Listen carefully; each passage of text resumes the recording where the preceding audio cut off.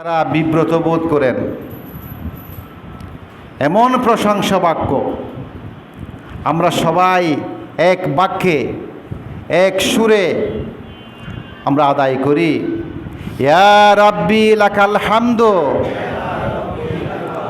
কামা ইয়ানবাগি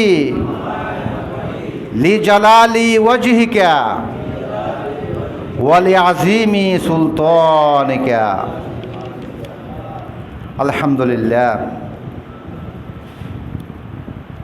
যে ব্যক্তি দীর্ঘ 1 মাস পর্যন্ত সিয়াম সাধনা করেছেন, রমজান মাসে রোজা রেখেছেন এবং গতকাল আমরা পবিত্র ঈদ উল ফিতর আদায় করেছি, এমন একটা ময়দানে কুতুবদিয়ায় আলোড়ন সৃষ্টি হয়ে গেছে। মোরালিয়া কেন্দ্রীয় ঈদগাহ ময়দান,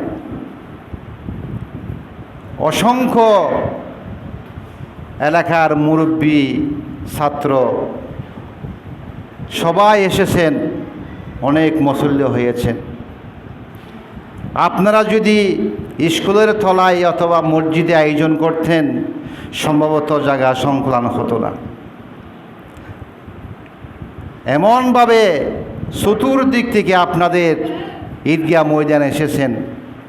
অনেকে বলেছে আমাকে, হুজুর গত বছরের সেই এই বছর দ্বিগুণ মানুষ হয়েছে। আলহামদুলিল্লাহ। আরেকবার বড় করে শুকরিয়া আদায় করুন, আলহামদুলিল্লাহ। সুতরাং আমরা দীর্ঘ 1 মাস পর্যন্ত সিয়াম সাধনা করেছি, যাকাত দিয়ে সম্পদকে পবিত্র করেছি, রোজা রেখে নিজের দেহকে পবিত্র করেছি, মনকে পবিত্র করেছি। আল্লাহর জিকির করতে করতে আমরা ঈদগাহ ময়দানে গিয়েছিলাম এবং ঈদের নামাজ পড়ে আমরা সার্থক হয়েছি, ঠিক কিনা? এখানে কোনো ভুল আছে? নাই। আমরা সার্থক। আমাদের সমস্ত বিগত 1 বছরের গুনাহ মাফ করি আমরা যার যার বাড়িতে চলে গিয়েছি। বিশ্বাস হয়? আল্লাহ রাব্বুল আলামিন বলেন, قد يفلح من تزكى وذكر اسم ربه فصلى। যে পবিত্রতা অর্জন করেছে, রবের নাম স্মরণ করেছে, নামাজ কায়েম করেছে, নিশ্চয় সে কামিয়াব হয়েছে। এটা কার কথা? আল্লাহর কথা। নিশ্চয় সে কামিয়াব হয়েছে। আমরা অত্র এলাকার কয়েকটা গ্রাম মিলিয়া, কয়েকটা মসজিদ মিলিয়া আমরা একত্রিতভাবে গতকালকে যে সুন্দর আয়োজনের মাধ্যমে ঈদ উল ফিতরের নামাজ আদায় করেছি, আমরা সার্থক। আমরা কি সার্থক? মহান রব্বুল আলামিনের কাছে দোয়া করবেন, হে আল্লাহ, আমাদের হায়াতের বাজেট বাড়াই দিয়ে আগামী ঈদ পর্যন্ত বাড়িয়ে দিন, যাতে আমরা এইরকম একটা আমেজ আয়োজন আমরা আবার করতে পারি। সুতরাং রমজান মাসে রোজা রেখে দেহকে পবিত্র করা হয়েছে, রোজা রেখে দেহকে পবিত্র করা হয়েছে, রূহকে পবিত্র করা হয়েছে, যাকাত দিয়ে সম্পদকে পবিত্র করা হয়েছে। 2 রাকাত নামাজ আদায় করে আমাদের জীবন ভরপুর হয়ে গেছে, আমরা মাসুম হয়ে গেছি, আমাদের কোনো গুনাহ নাই। আছে? কোনো গুনাহ নাই। আমি গ্যারান্টি সহকারে বলতে পারি আমাদের আর কোনো গুনাহ নাই। আমরা বেগুনাহগার বর্তমানে। আবার মাস শুরু হয়েছে, শাওয়াল মাস শুরু হয়েছে। শাওয়াল মাসের প্রথম খুতবায় আল্লাহ নবী সাল্লাল্লাহু আলাইহি ওয়াসাল্লাম বসে আছেন মসজিদে নববীতে।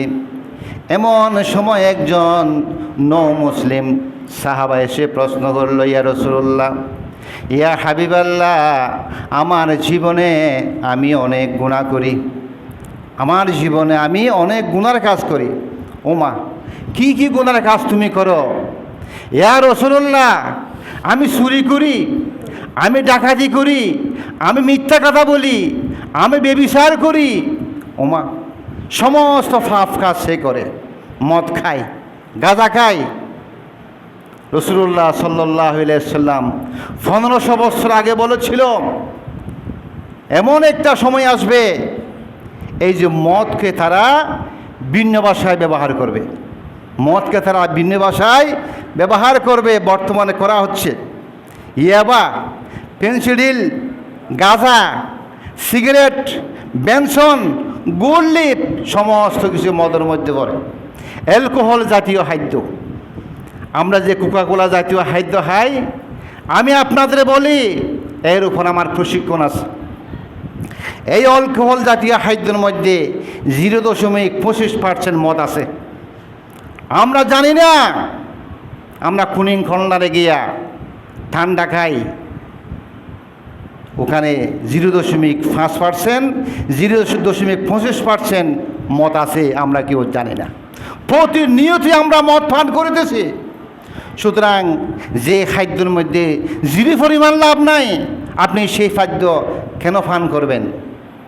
সেই পানি কেন আপনি খাইবেন? আপনি সিগারেট কেন খাইবেন? আপনি ফানের মধ্যে জর্দা কেন খাইবেন? এগুলো মদের মধ্যে পড়ে। সুতরাং সেখান থেকে আমাদের বের হতে হবে। আল্লাহ রাসূল বললেন, ও আমার সাহাবা, তুমি আমার হাতে হাত ধরে ওয়াদা করো, আমরা বিগত 1 মাস পর্যন্ত শ্যাম সাধনা করেছি, আমরা ঈদ উল ফিতরের নামাজ পড়েছি, আবার শাওয়াল মাস শুরু হয়েছে। তুমি যদি শুধুমাত্র একটি কথা বলো, একটি কথা মানো, জীবনে তুমি কোনোদিন মিথ্যা কথা বলবা না, আমার হাতে হাত ধরে ওয়াদা করো, আল্লাহ রাব্বুল আলামিন তোমাকে সমস্ত পাপ কাজ থেকে রেহাই করে দিবেন। সুবহানাল্লাহ। শুধুমাত্র একটি কাজ। কি কাজ? তুমি মিথ্যা কথা বলিও না। কি কথা বলিও না? মিথ্যা কথা বলিও না জীবনে। এই জীবনে মিথ্যা কথা বলিবে না, আমার হাতে হাত ধরিয়া তুমি ওয়াদা করো। নবী পাক সাল্লাল্লাহু আলাইহি ওয়াসাল্লামের হাতে হাত ধরিয়া ওয়াদা করলো, ইয়া রাসূলুল্লাহ, আমি জীবনে কোনোদিন মিথ্যা কথা বলবো না। নবী পাক সাল্লাল্লাহু আলাইহি ওয়াসাল্লামের দরবার থেকে বাড়িতে চলে গেল। বাড়িতে চলে গেল, প্রতিদিনের মতো তার চাকর তার সামনে মদের গ্লাস নিয়ে হাজির, পেনসিডিল নিয়ে হাজির, ইয়াবা ট্যাবলেট নিয়ে হাজির, যা সেবন করে। ওমা, আমি যদি এই মদ পান করি, আমি আখিরে জমানার নবী, শ্রেষ্ঠ নবী, বিশ্বসভার সভাপতি, সকল নবী রসুলগণের মাতার তাজ, শামসুল হেদায়াত, বাদরুদ্দোজা, সৈয়দুল সাকালাইন, ইমামুল মুরসালিন, খাতুমুন নবীন ওয়াল মুরসালিন, আফতাবে নবুয়ত, শাহিন শাহে রিসালাত, সরকারে দু আলম জনাব মুহাম্মাদুর রাসূলুল্লাহি সাল্লাল্লাহু আলাইহি ওয়াসাল্লাম হাতে হাত ধরে ওয়াদা করেছি কোনোদিন মিথ্যা কথা বলবো না। আগামীকাল যদি কেউ জিজ্ঞাসা করে, বাবা তুমি গত রাত্রে কি করেছো, আমাকে বলতেই হবে আমি মদ পান করেছি, আমি মদ পান করেছি। সুতরাং বিচারকে আমাকে 40টা কষাঘাত করবি। কয়টি? মদের শাস্তি কি? 40টি কষাঘাত করা ইসলামী শরিয়া মোতাবেক। এই 40টি কষাঘাত আমি সহ্য করতে পারবো না, সুতরাং আমি আর মদ পান করব না। রেহাই পেয়েছি শুধুমাত্র একটি কারণ, কি? আমি জীবনে কোনোদিন মিথ্যা কথা বলিব না। এরপরে কয়েকদিন পরে ঘর থেকে বেরিয়ে গেলাম। যাওয়ার প্রাককালে তার হালাত সালা দিয়ে উঠল, অমুক পরিবারের মধ্যে কেউ নাই, আমি ডুববো, ব্যভিচার করবো, জেনায় লিপ্ত হব। হঠাৎ করে মনে পড়ে গেলাম, আমি বিশ্বনবী সাল্লাল্লাহু আলাইহি ওয়াসাল্লামের হাত ধরে ওয়াদা করেছি কোনোদিন মিথ্যা কথা বলবো না। আমি যদি ব্যভিচারে লিপ্ত হই, সুতরাং আমাকে 100টি দুর্রা মারা হবে, আমি এটা সহ্য করতে পারবো না।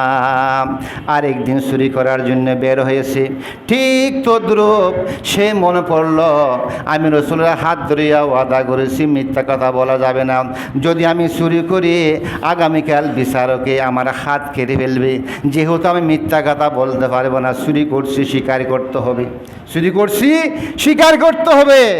সুতরাং ইয়া রাসূলুল্লাহ, ইয়া হাবিবাল্লাহ, আপনার শুধু একটা ওয়াদার কারণে আমি সমস্ত অন্যায় ব্যভিচার জুলুম নির্যাতন থেকে রেহাই পেয়েছি। রাসূলুল্লাহ সাল্লাল্লাহু আলাইহি ওয়াসাল্লাম, এখন কি আমার ভবিষ্যৎ জীবন অন্ধকার নাকি সাফল্যমণ্ডিত? রাসূলুল্লাহ সাল্লাল্লাহু আলাইহি ওয়াসাল্লাম বলিতেছে সাফল্যমণ্ডিত। তুমি বেহেশতি, যেহেতু তুমি সমস্ত অন্যায় ব্যভিচার জুলুম মদ চুরি ডাকাতি সমস্ত অপরাধ থেকে তুমি মুক্ত হয়ে গেছো। শুধুমাত্র কন্ডিশন ছিল কি? মিথ্যা কথা থেকে বাঁচা। এক সময় হযরত আব্দুল কাদের জিলানী রাহমাতুল্লাহ আলাইহি ঘর থেকে বেরিয়ে গেছেন। ও আম্মা জান, আমার লেখাপড়া শেষ হয়েছে, প্রাথমিক বিদ্যালয়ের লেখাপড়া শেষ হয়ে গেছে, আমি অনেক দূরে যাব, বাগদাদ শরীফে গিয়ে উচ্চ শিক্ষা গ্রহণ করব। বাবা গো, তিনটা কন্ডিশন থাকতে হবে, গাড়ি নাই, ঘোড়া নাই, কিছু নাই, হেঁটে হেঁটে যাইতে হবে।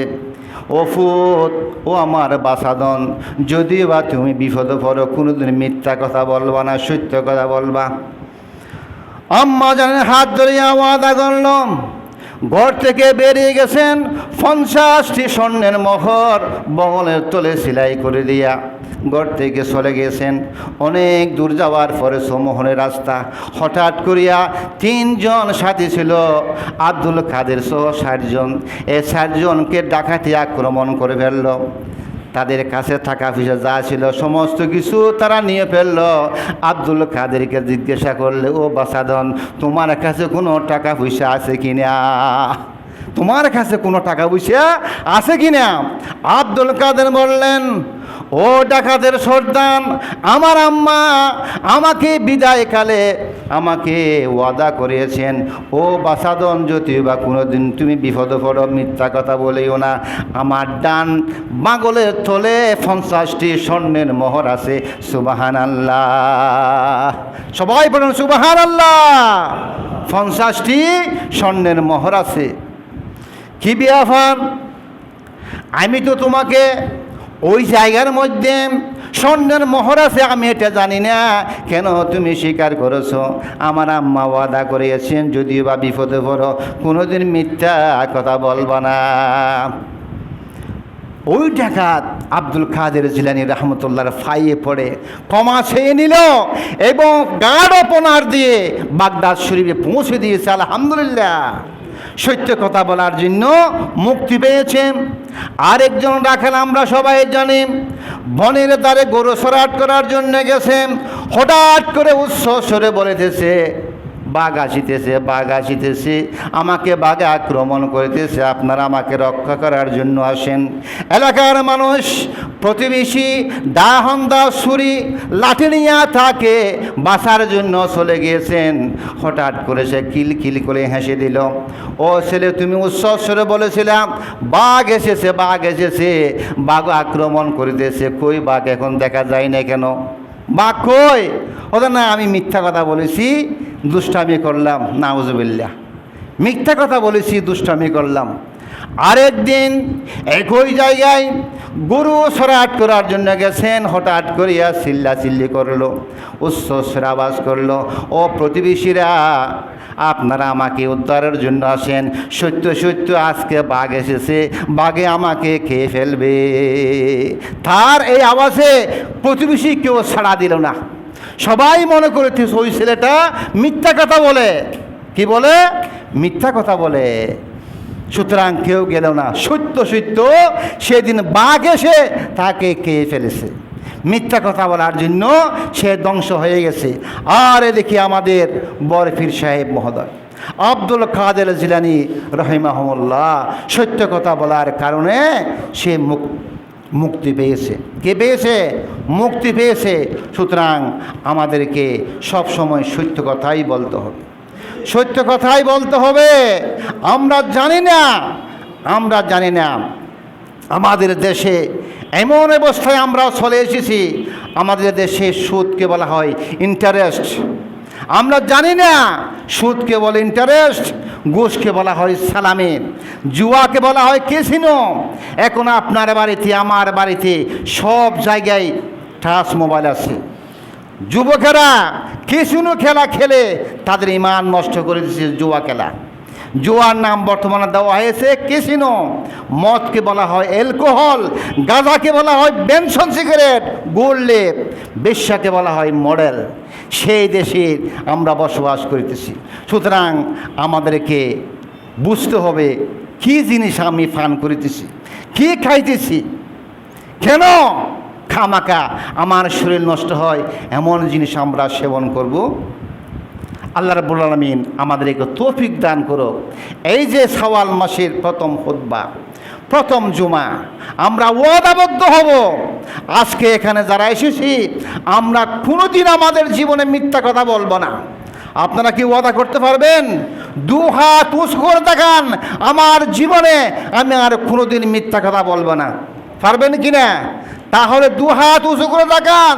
হে আল্লাহ, আজকে আমরা মুরালিয়া কেন্দ্রীয় জামে মসজিদে দু হাত তুলে তোমার কাছে সাক্ষী হলাম কোনোদিন আমরা মিথ্যা কথা বলবো না।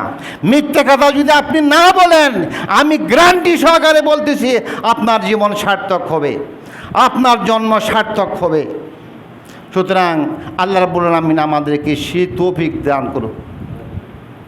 আল্লাহর নবী সাল্লাল্লাহু আলাইহি ওয়াসাল্লাম শুধুমাত্র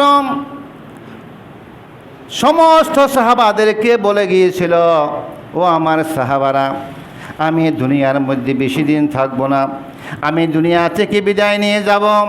তবে বিদায়ের প্রাককালে আমি একটা জিনিস তোমাদেরকে ওয়াদা করাইতেছি, আমার জুব্বা মুবারক তোমরা উপহার স্বরূপ দেবা। ওয়াজ করুনিকে, কাকে? হজরত ওয়াইস করুনিকে তোমরা জুব্বা মুবারকটি উপহার স্বরূপ দেবা। অন্যান্য সাহাবারা হজরত আবু বকর, হজরত উমর, হজরত আলী বিচলিত হয়ে গেলেন, চিন্তা করতেছেন হজরত ওয়াইস করুনিকে আমরা চিনি না, এমন কি আমল করেছেন, এমন কি আমল তিনি করেছেন। আল্লাহ নবী যেহেতু বলেছেন ইন্নামাল কিসুবু লিকুল্লি যুনুবিয়ুম, সমস্ত পাপ কাজের মা হলো মিথ্যা কথা বলা। এই মিথ্যা কথা বলা থেকে যদি আমরা বিরত থাকতে পারি, আল্লাহ রসুলের একটা নির্দেশনা, আল্লাহ রসুলের একটা নির্দেশনা যদি আমরা মানি, তাহলে আমরা অবশ্যই আমাদের জীবন সাফল্যমণ্ডিত হবে। ওয়াইস করুনি কেন জুব্বা মুবারক পেয়েছেন জানেন?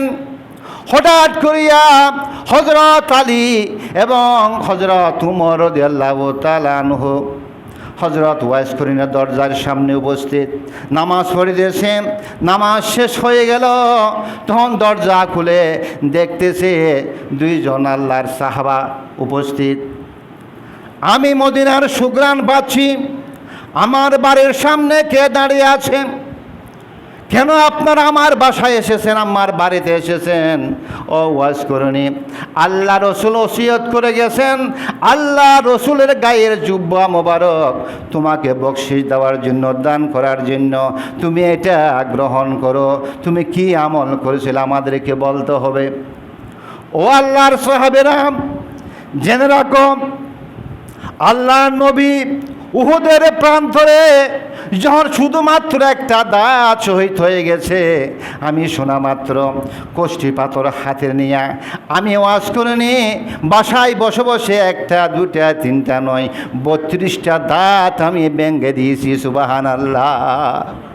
আমার দাঁত ছাকার কোনো প্রয়োজন নাই, যেহেতু নবী পাক সাল্লাল্লাহু আলাইহি ইসলামের দাঁত মুবারক শহীদ হয়েছেন। এই হলো রাসূলুল্লাহ সাল্লাল্লাহু আলাইহি ইসলামের একটি মাত্র আমল।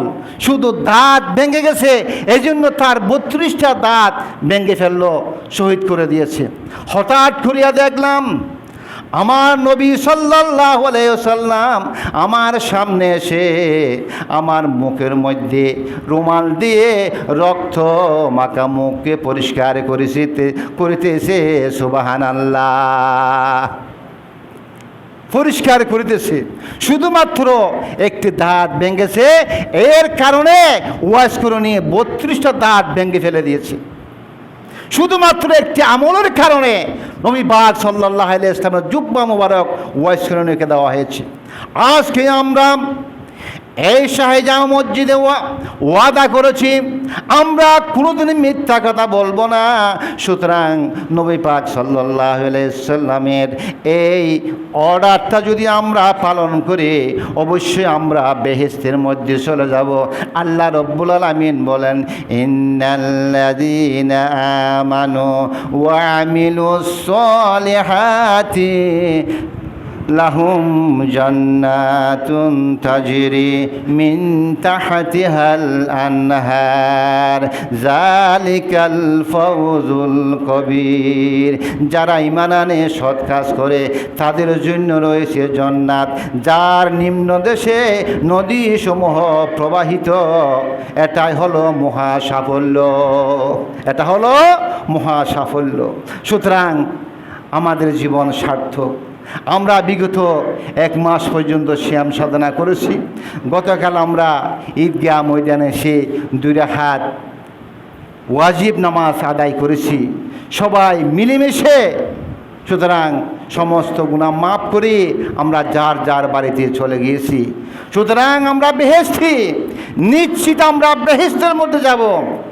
আল্লাহর হাবিব বলেন, ও আমার উম্মতরাম, জেনে রাখো তোমার জীবনে যদি তোমরা শুধু আমি নবী সাল্লাল্লাহু আলাইহি সাল্লামের একটি আমল যদি তোমরা পালন করো তাহলে অবশ্যই তোমরা বেহেশতের মধ্যে চলে যাবা। সালাতুন ইয়া রাসূলুল্লাহ আলাইকুম সৈয়দুল কওনাইন খাতমুল মুরসালিন আখির আমদ বুয়াদ ফখরুল আউয়ালিন। সালাতুন ইয়া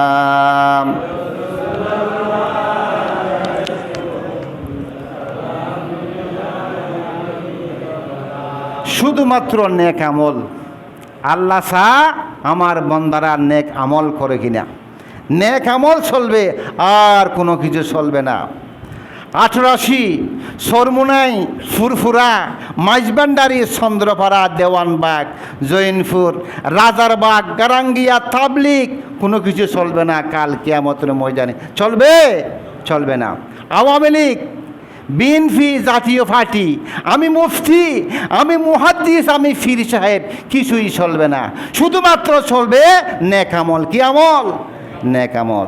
এই নেক আমল যদি করি আমাদের জীবন সার্থক। আমাদের জীবন কি? সার্থক।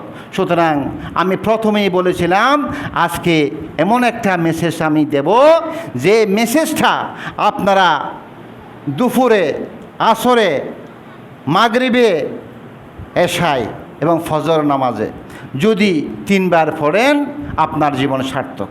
আপনার জীবন কি? সার্থক। আল্লাহর হাবিব বলেন, সেই মেসেজটা হলো এই, নবী পাক সাল্লাল্লাহু আলাইহি সাল্লাম বলেছেন মাগরিবের নামাজের পরে, এশার নামাজের পরে, ফজরের নামাজের পরে এই দুয়াটি তোমরা 3 বার পড়বা। আস্তাগফিরুল্লাহাল্লাযী লা ইলাহা ইল্লা হুয়াল হাইয়ুল কাইয়্যুম ওয়া আতুবু ইলাইহি। সবাই একসাথে পড়ুন, আস্তাগফিরুল্লাহাল্লাযী লা ইলাহা ইল্লা হুয়াল হাইয়ুল কাইয়্যুম ওয়া আতুবু ইলাইহি। আল্লাহর কসম করে বলতেছি আপনার আমলনামায় সাগরের ফেনা তুল্য যদি গুনাহ থাকে এই দোয়া করার কারণে আল্লাহ রাব্বুল আলামিন তোমার সমস্ত গুনাহ মাফ করে দেবেন। সুবহানাল্লাহ। আপনার আমলনামায় সাগরের ফেনা তুল্য যদি গুনাহ থাকে আল্লাহ রাব্বুল আলামিন মাফ করে দেবেন। সুবহানাল্লাহ।